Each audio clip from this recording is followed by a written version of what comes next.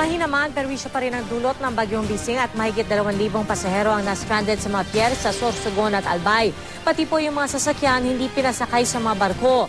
Nakatutok si Cedric Castillo.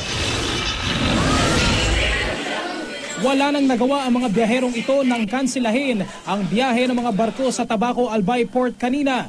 Na-stranded sa Pantalan ang mahigit 400 pasahero, pati ang ilang sasakyan na papunta sa ng Catanduanes. Umaasa ang ibang makabiyahe na sila lalo pat wala silang dalang makakain.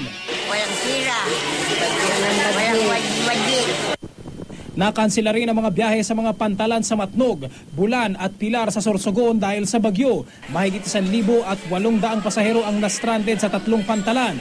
Pinabiyahe na rin ang mga pasahero kanina matapos alisin ang public storm warning signal doon. Nag-abiso naman ang pamahalang lokal sa mga nakatira sa mga mababang lugar na maging alerto sa posibleng pagbaha at pagguho ng lupa. Nagkansela rin ang biyahe ang ilang airlines dahil sa masamang panahon. Cedric Castillo, Nakatutok, 24 Oras.